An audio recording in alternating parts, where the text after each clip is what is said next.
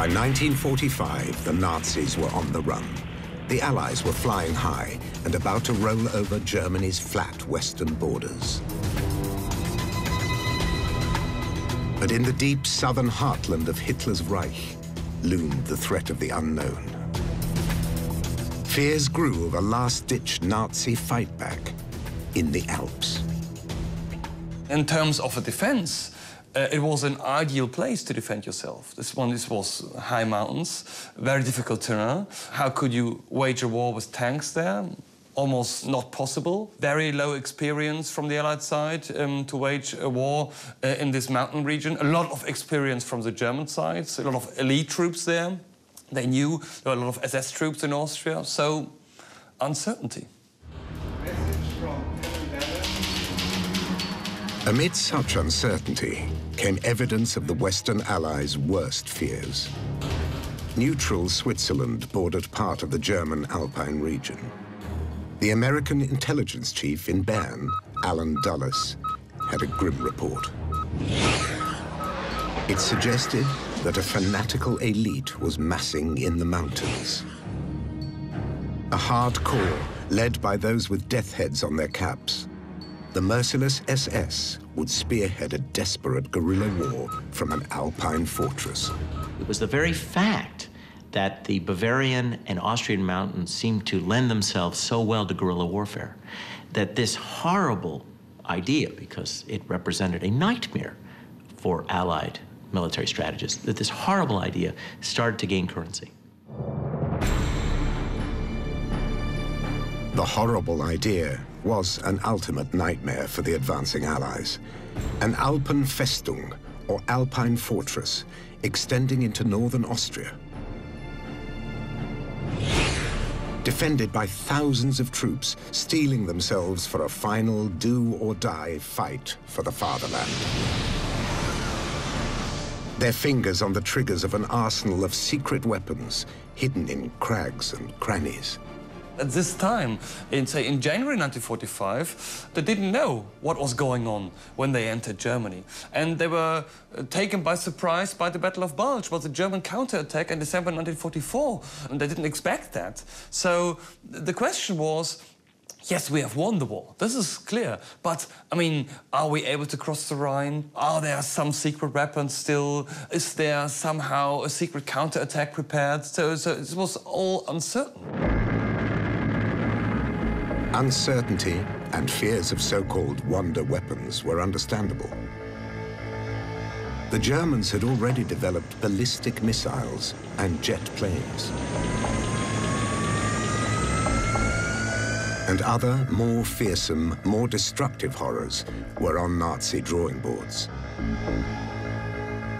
What the Allies decided to do was to be prudent, to assume, given Hitler's nature, given the fanaticism of the SS and the fact the SS probably controlled the German state by then, to prepare for the worst. The Alpine Redoubt was the worst. It was the worst case scenario that anyone could imagine, and they felt they had to prepare for it. Some tunnels and bunkers had already been excavated in existing salt mines.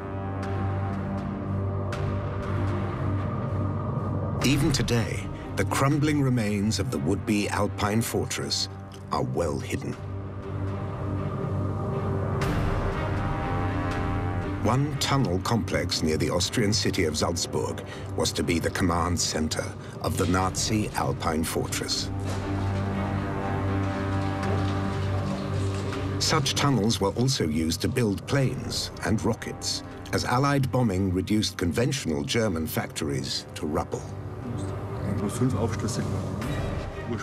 This is where, according to the plans for the Alpine fortress, the high command of the SS would have been situated, led by Himmler. Himmler's documents in Berlin were already packaged and addressed. The complex extends over 6,000 square meters, and the plan was for 22,000 square meters. As well as bunkers below, the Germans seemed to be amassing manpower above. Senior Nazis gathered in the Alps. SS Chief Heinrich Himmler's deputy, Ernst Kaltenbrunner, moved back to his native Austria, to a villa above the spa town of Altausee. Himmler named him commander-in-chief of all forces in southern Europe. He would coordinate the Nazi fightback from a region he knew well. He was somehow in charge of the secret police and the political police, so he was quite a very important figure in the SS world. Another influential Austrian SS man was lurking in the Alps. The presence of SS commando leader Lieutenant Colonel Otto Skorzeny was yet more evidence of an Alpine fortress. Otto Skorzeny was Austrian by birth and was a weird figure with almost no military training, but he was very clever to establish himself in the SS world. At this time of the war, in April 1945, he was in command of what we call the Special Forces, the SS Special Forces, the command units. And he was able to withdraw 2 of his command units from the Eastern Front to Austria. And this should have been the core of the defense force of the Alpine fortress. The region bordering southern Bavaria and Austria was already riddled with old mining tunnels.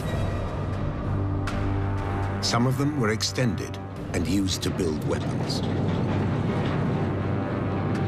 Schwaz is the site of old Austrian silver mines near the German border.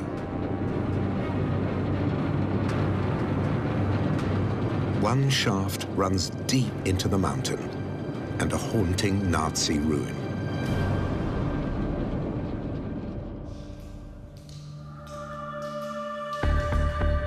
The dank, dark subterranean world is usually off-limits to visitors.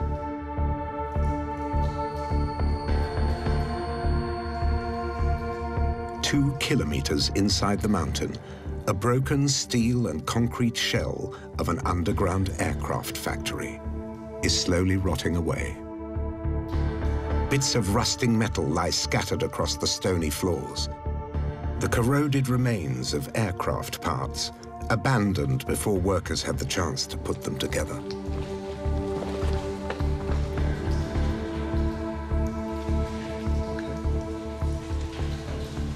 The whole complex is in entirely the same state as it was when it was left, following the detonation at the time. And the workers had only just left the complex.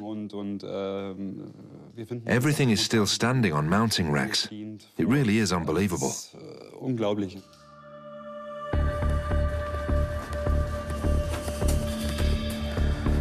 Deep underground, far from the threat of Allied aerial bombing, the old mining tunnels were ideal places to build weapons.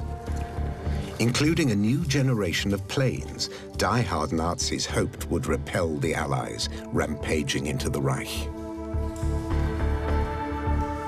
These are the remains of one of the first jet fighters in the world, the Messerschmitt 262. Almost 1,500 were built, but only a few hundred flew in combat.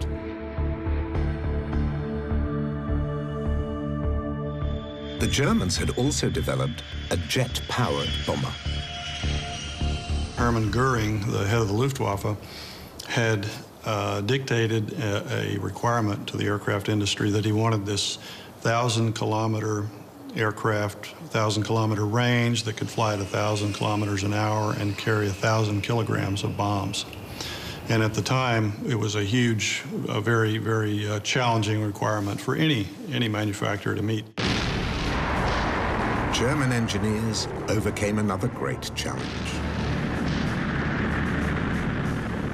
and had developed the world's first long-range ballistic missile, the V2.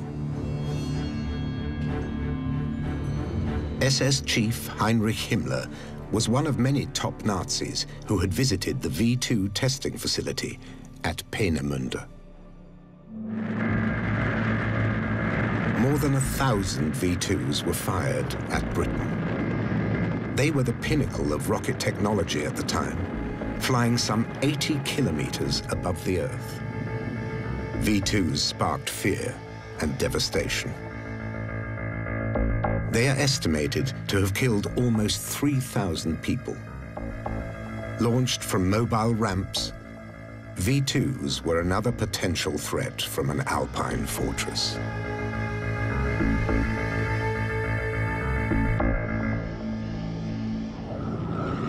And there was another, even greater horror emerging from Nazi drawing boards. A longer-range version of the V2, dubbed the America rocket. Such horrors were the brainchild of Nazi engineers like Werner von Braun. With Allied invaders closing in around them, in early 1945, they were redirected south to the so-called Alpine fortress. Von Braun was ordered to go to the Alps, so we received an official order to leave Peenemünde. So we didn't flee, but it was requested that we go to the Alpine fortress in the south of Germany. The original plan was, which we had never believed, to continue building V2s down there. The Nazi Germans may have had a technological advantage, but they were vastly outnumbered by conventional planes, tanks, and troops. German airfields and factories were overrun. In central Germany, the advancing Allies found the remains of another wonder weapon. A menacing bat-like jet fighter bomber, partially made of wood. Looked sexy and looked efficient and fast and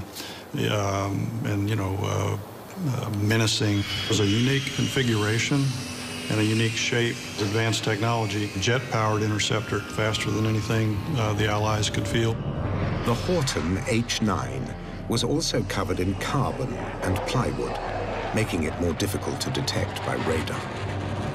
It was perhaps the world's first stealth-type aircraft.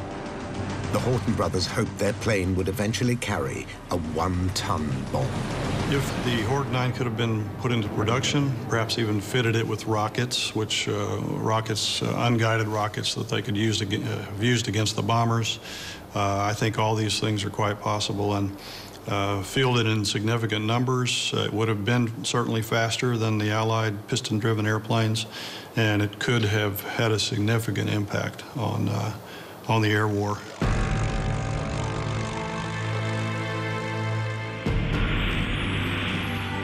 Conventional planes were still winning the war for the Allies, but the possibility of a German counterstrike from the Alps forced a change in tactics.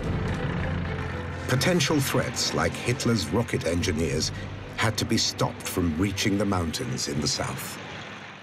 General Eisenhower, because of his fear of a final Nazi campaign in the mountains of southern Bavaria and Austria, decides to cut Germany in half to prevent troops, Wehrmacht and SS troops from the northern part of Germany to go south to Bavaria and Austria. Eisenhower changed the direction of his main thrust and directed a spearhead south towards the Alps. He doesn't want to see them filling the mountains with material, ammunition, more troops. So Allied strategy is directly affected. How long would it take to defeat 300,000 Nazis armed to the teeth in the mountains? No one knew. The rocket engineers from the Baltic coast evaded the Allied advance and made it to the Alps. They were a vital asset to be protected in the barracks of the Gebirgsjäger, or mountain troops.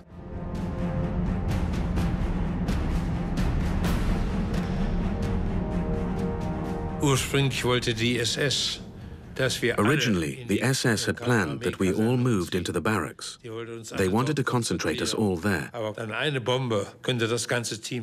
then one bomb could have killed the entire team. So this convinced the SS commander that we should disperse across the country. Rocket engineers were not the only assets moved to the relative safety of the Alps. The Reichsbank in Berlin was badly bombed. Gold, cash, and other reserves were no longer safe in the capital.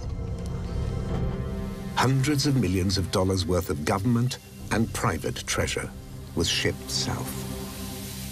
I believe that this is the only time in history that so much treasure has been consolidated together.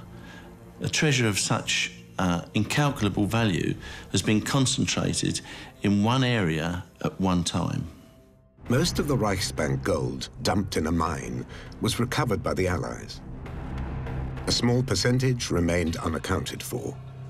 There are still Nazi relics in the tunnels, mines, and alpine lakes around Germany's southern borders. Some believe that fabled Nazi treasure still lies hidden in the region where Hitler's die-hard disciples planned to raise an alpine fortress.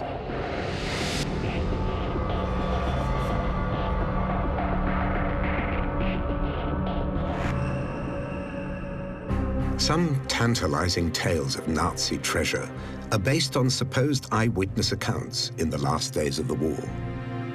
But not all can be dismissed as fanciful. A mule train spotted traveling up an alpine mountain one night attracted attention. So some locals, who had relatively little to do with the confusion of the war, realized something was going on, including my mother.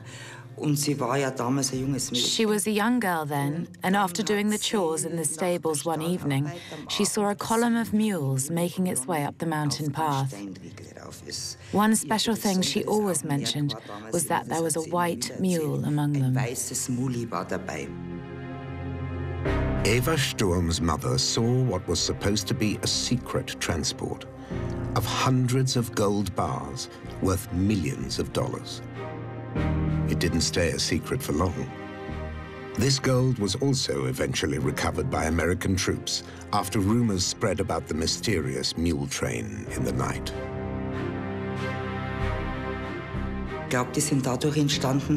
I think the rumors started because there were a few forest workers who saw these bags. So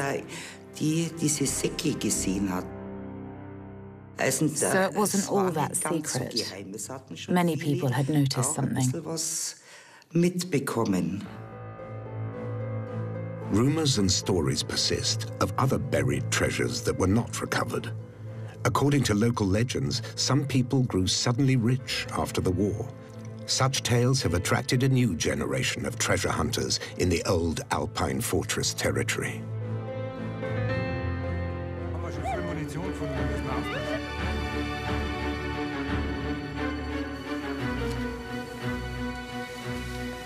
Oh, yeah. Oh, there's something here. We're at the end of our expertise here. We need someone to help us. A bomb disposal team confirmed that they were right to be cautious. Jürgen and fellow treasure hunters found a cache of live rifle grenades.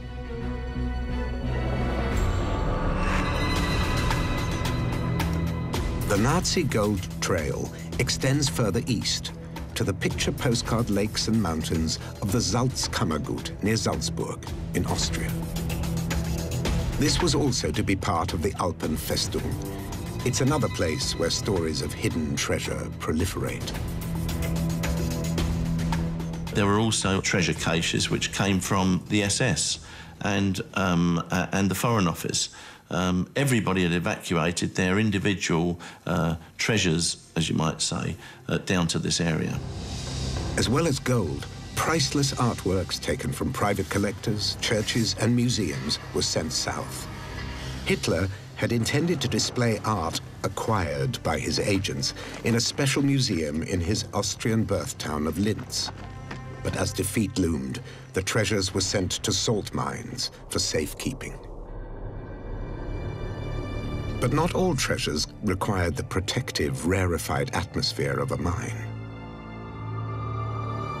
The stunning lakes that are part of a UNESCO World Heritage Site have an added allure as fabled dumping grounds for Nazi gold. The Salzkammergut has been dubbed the Devil's Dustbin. Nazi relics have been recovered from the Grand Lakes, like this sign that proclaims Nazis enjoy visiting here. It probably adorned one of the many local inns, until such advertising suddenly became unfashionable in 1945. One of the many alluring stories surrounds the deep, remote lake Toplitzsee.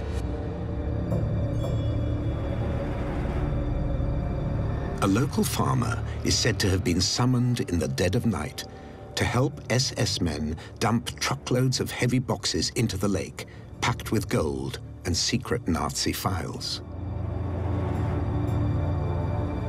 Such alleged eyewitness accounts sparked a kind of gold rush. Divers dreamt of scooping up a fortune. But alpine lakes are dangerous. At least 2 divers have drowned in the Toplitzsee, its dark waters full of snags and hidden obstacles. But in 1987, it seemed that the deadly risks were worth it. A breathtaking treasure was apparently recovered from the treacherous mud by a local dive expert, Gerhard Zauner. We dumped it in the Toplitzsee and then recovered it and had it confiscated. 3 days later, they realized it wasn't gold. It was a glittering example of Gerhard Zauner's mischievous sense of humor. The gold ingots were bars of bronze, but his hoax proved to be a 24-carat sensation. We were given it back, but there was a massive media reaction. Gold found in the Toplitzsee. It went round all of Europe. The fake gold features in a display in his dive shop, along with a huge range of Nazi and other relics recovered from the lake. He's found everything from medals to a working anti-aircraft gun, but no gold. And yet, another kind of treasure has been found in the Toplitzsee. In the 1980s, biologist Hans Fricker ventured deep into the lake, searching for a wealth of wildlife. The biologist discovered a previously unknown worm, but that's not what made headlines. The lake yielded an intriguing wartime secret: bundles of British pound notes, perfectly preserved in the oxygen-deprived mud and water at the bottom. It was the second time that British banknotes were found in the Toplitzsee. I knew that the Austrians had apparently cleared out the lake as part of the recovery of a German diver in 1963. So I was amazed that we still found these huge amounts of money down there. Perhaps that's what was in the boxes a local farmer claimed to have seen when he allegedly helped the SS dump them in the lake. A printing press had also been recovered, relics of Nazi attempts at economic sabotage. They were targeting the British economy system, the British money system. So the whole idea behind that forged banknotes was to cause inflation in Britain. The banknotes were forged in the Sachsenhausen concentration camp. As well as counterfeit currency, Nazi victims were also forced into working on underground missile factories. Nordhausen, or Dora Mittelbau, was one of them. It wasn't in the Bavarian Alps, but in the central German Harz Mountains. When American forces liberated the camp, only a few victims remained. The rocket engineers they were enslaved to serve had fled south to the so-called Alpine Fortress.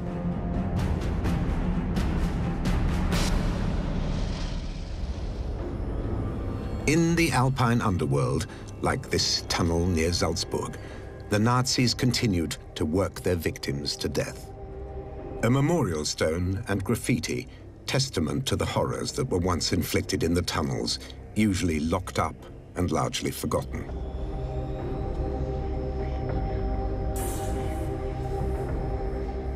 Polish, Italian, and French prisoners from the nearby Mauthausen concentration camp were among those forced into slavery.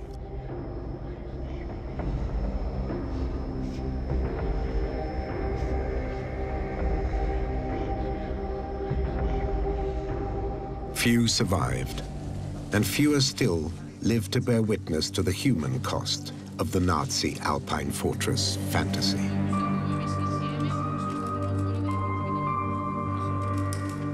Some returned to commemorate fellow victims of Mauthausen. Like Austrian priest Johann Gruber, who smuggled food and money into the camp, but was found out. And French priest Père Jacques, who was sent to the camps for trying to save Jewish boys from the Holocaust. Both were unable to save themselves, but fellow prisoner Jean Monin managed to hold on to life.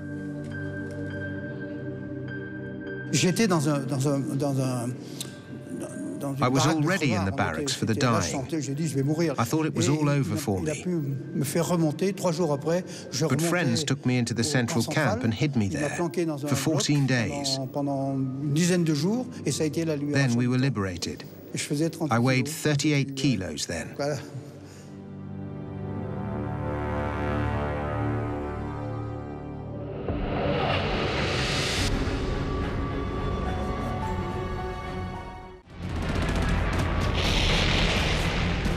Mauthausen was one of many horrors that the Western Allies and Russians would uncover as they advanced into what was left of Hitler's Reich.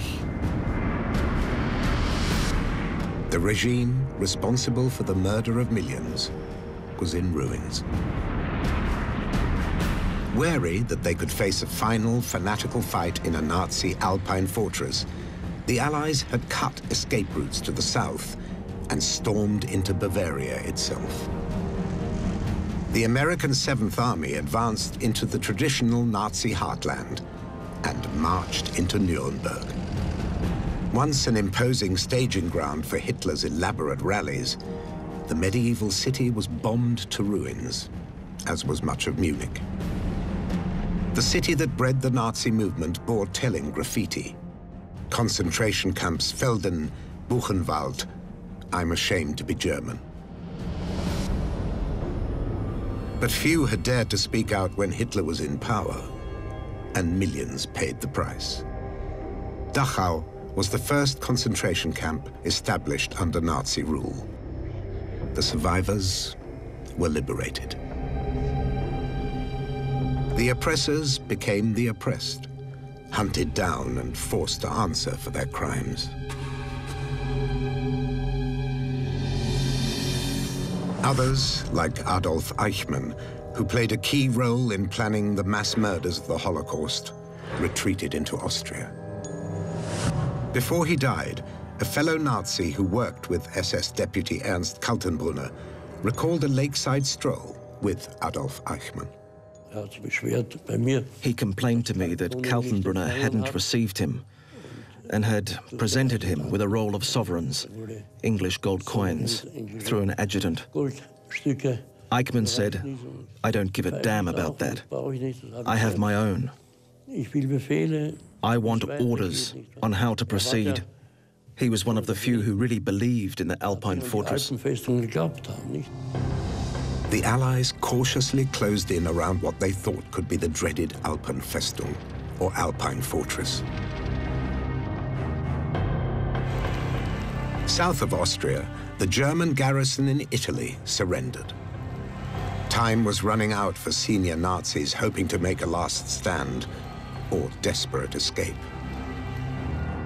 The Allies continued their advance around the mountains where fanatical German forces might fight a final battle.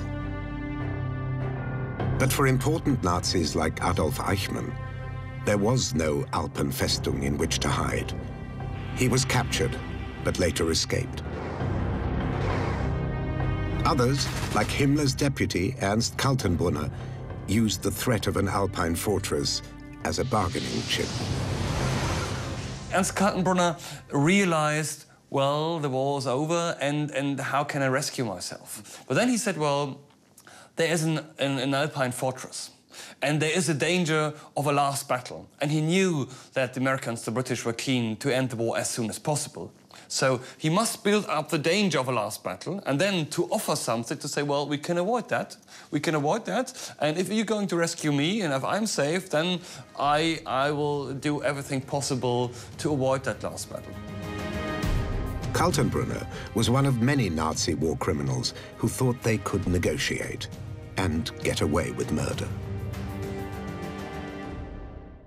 Karl Wolff had participated in the deportation of the Jews of Italy to Auschwitz. He had to sell something to save himself. And so what he offered was the key to unlocking the Alpine fortress. Once they got into the Alps, the Allies realized there was no fortress, no fanatics wielding wonder weapons in a last-ditch fight. The problem is, if you want to have a fortress, you must build a fortress.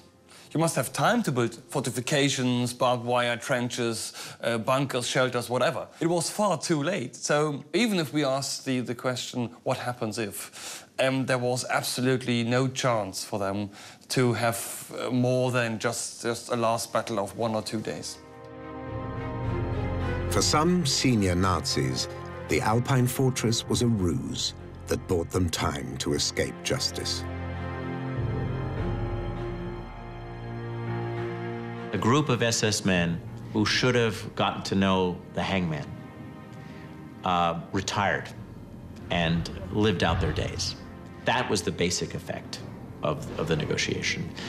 These SS men who offered something they couldn't give managed to escape justice.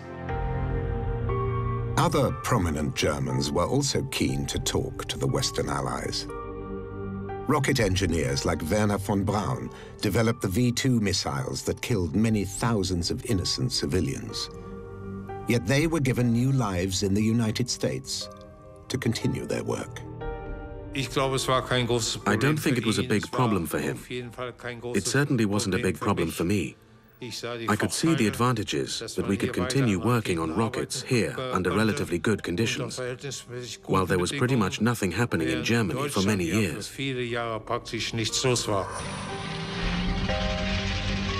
The Germans had run out of manpower, materials, and perhaps the will to mount any kind of meaningful resistance in the Alps.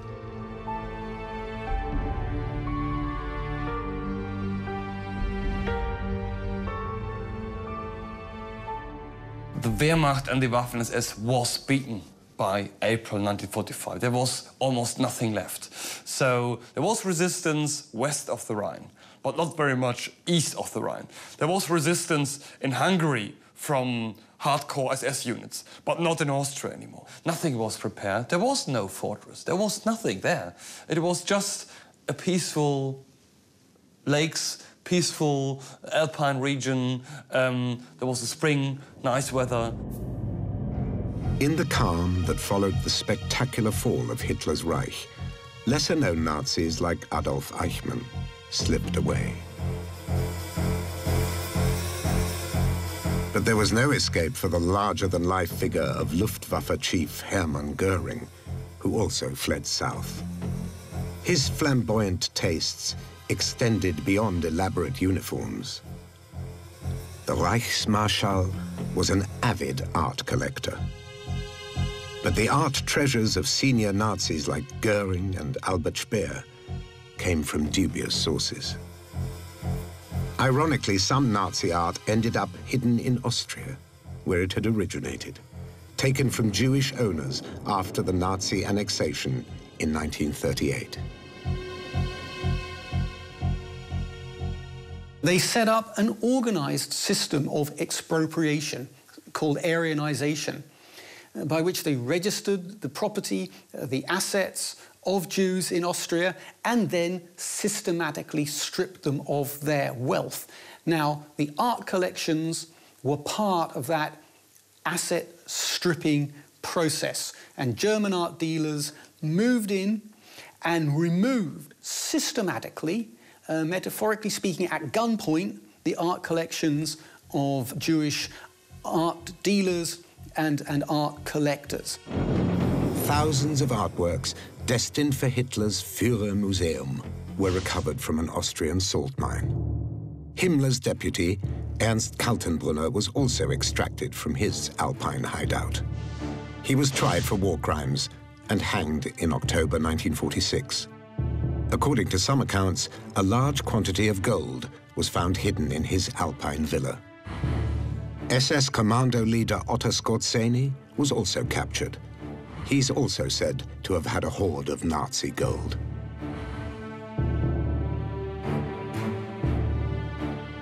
He was interrogated by the American Army Counterintelligence Corps, and when he was interrogated, it seems that he forgot to mention anything about the vast treasure that he'd actually taken possession of.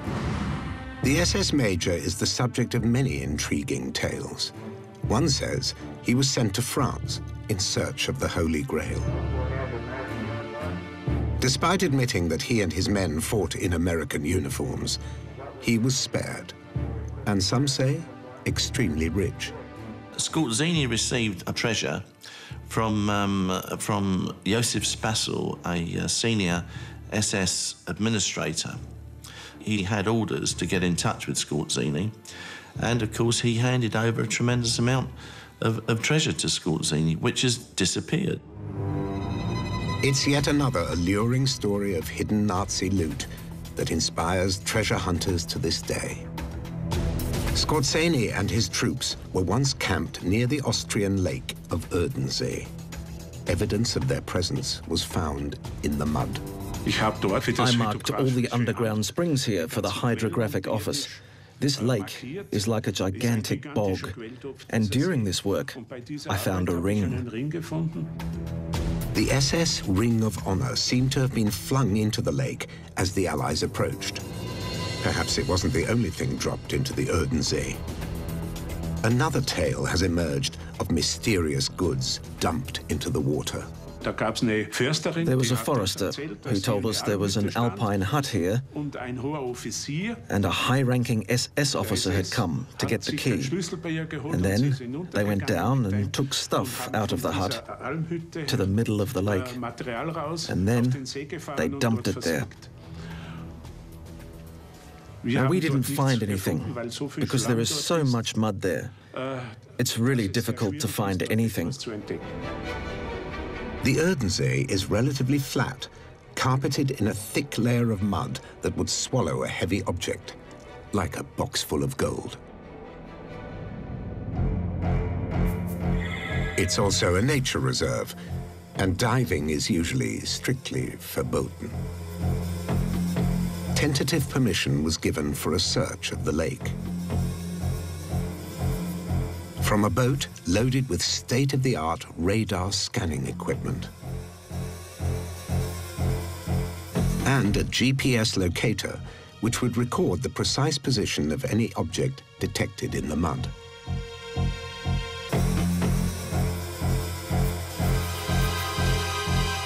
A radar map of the lake floor revealed a box-like shape in the mud. Was this Otto Skorzeny's gold? Austrian forestry officials were unimpressed and forbade any diving. At least one historian is also highly skeptical. This is all a myth, and this is all driven by this perception of Indiana Jones. This is a good story for a Hollywood film, definitely, but has nothing at all to do with history. We know that they sometimes try to hide the gold, but this was recovered quite quickly. But legends like that of Skorzeny's loot won't die.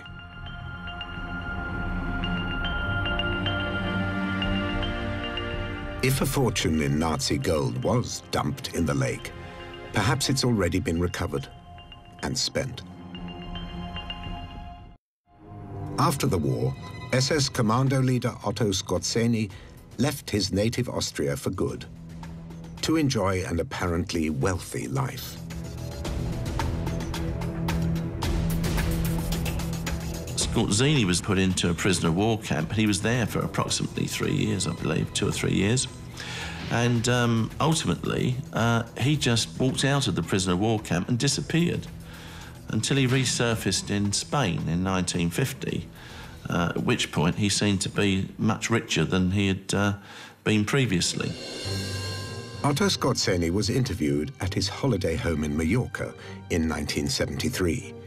Ruled by the fascist dictator Franco, Spain was a safe haven for unrepentant Nazis.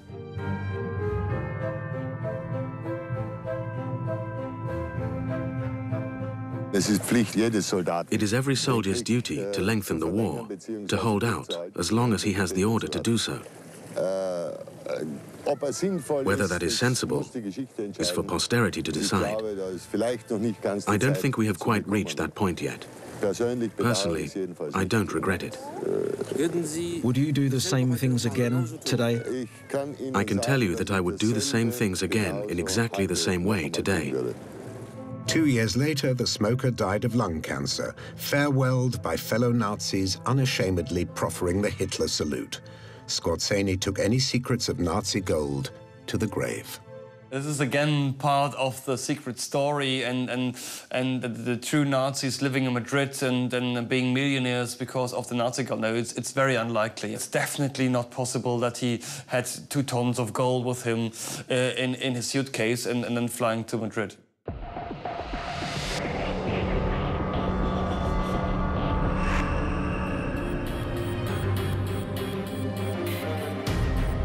Back around the German alpine town of Garmisch, the hunt for fabled Nazi gold goes on.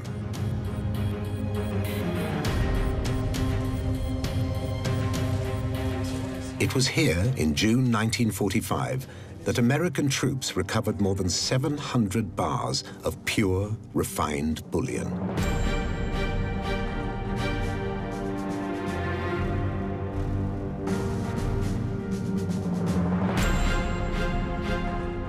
The hoard was worth hundreds of millions of dollars.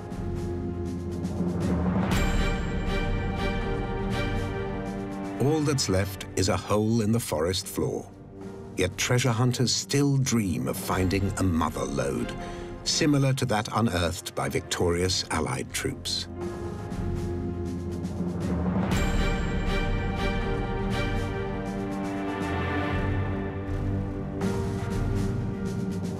The riches that were recovered were transferred to a special Allied commission.